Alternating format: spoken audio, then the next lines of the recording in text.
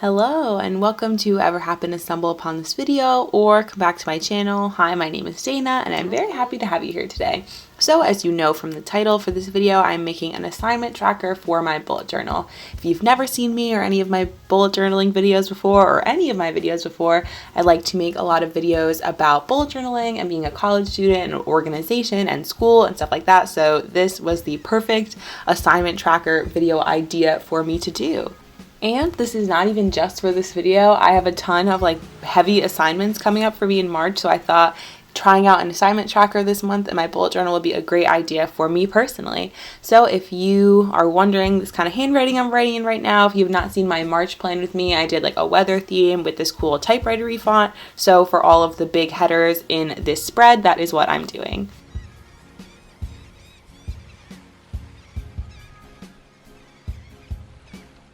And right next to my header, just to kind of keep it in my March weather theme, I just drew a little partly cloudy, and I did add in one more doodle, but I didn't add that one in until the end.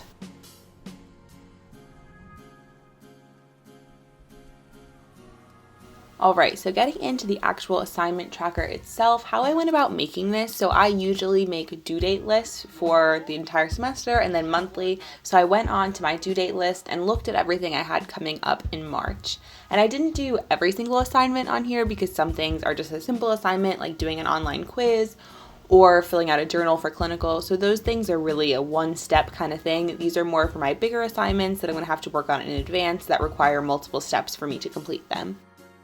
So as you can see me doing right now, I just went in date order and wrote in my big assignments in a header. I think I showed that this was a micron 03 sized pen, and then I switched to a smaller one when I write the actual information about completing each assignment underneath it.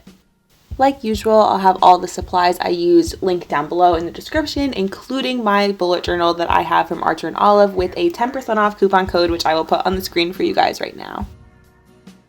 So while I am writing in all of the names of my assignments, I thought I would tell you guys a little bit more about why I wanted to make an assignment tracker and reasons why one might work for you. So I'm a huge planner. I am kind of obsessed with planning. I made a whole video about all the ways that I organized myself in school, and not to hype myself up, but it has worked out pretty well for me so far. But I really like to stay on top of things. So I'm a pretty busy person between my jobs at home and at school, and then all of my classes, and just keeping up with my personal life and self-care and things like that. So I like to be really into planning. I feel like it just helps me make my life easier.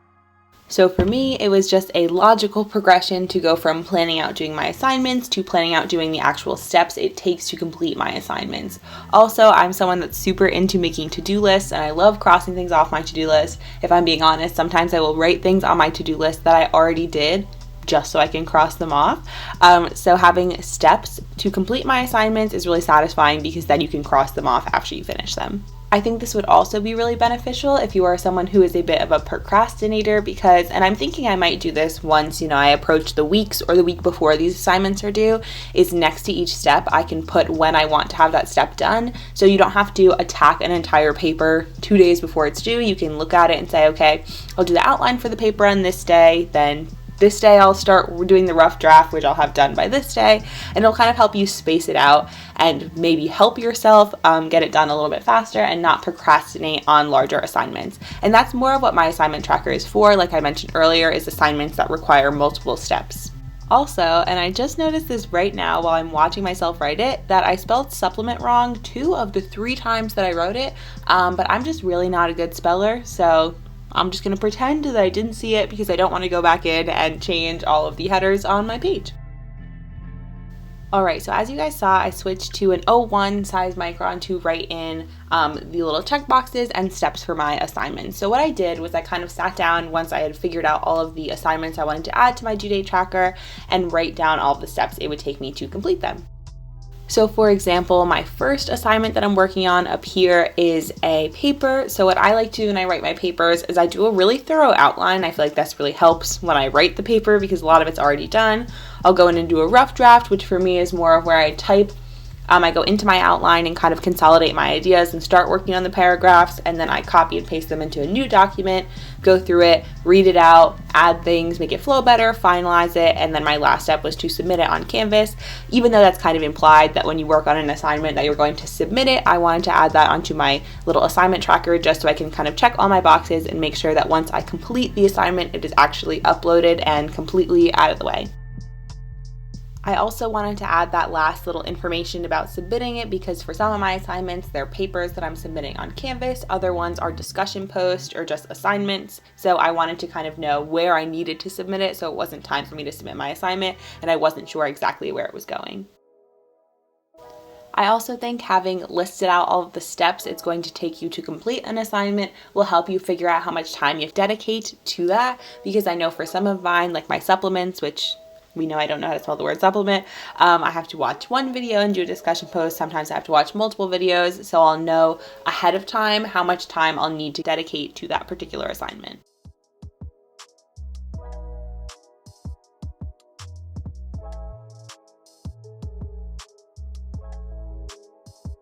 So I know I have a pretty busy month ahead of me with March, and I'm excited to see how this assignment tracker works out for me, what I end up adding to it, how much I use it. I am thinking that I might, around the time that I'm working on an assignment, add little deadlines. I say deadlines in quotes because, there aren't real deadlines, but little deadlines for myself of saying I'm going to work on the outline on this day, have the paper finalized on this day, and obviously the day it's submitted will probably be the day that the paper is due.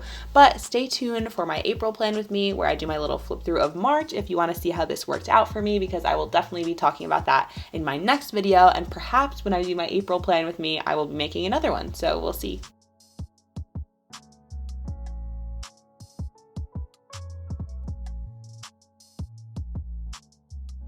So once I had all of my assignments in there, to make it a little more fun and connect to my theme, which I really love my theme this month, totally check out that plan with me if you have not already. I added in a little rainbow doodle for my weather theme and then colored in my sun up at the top.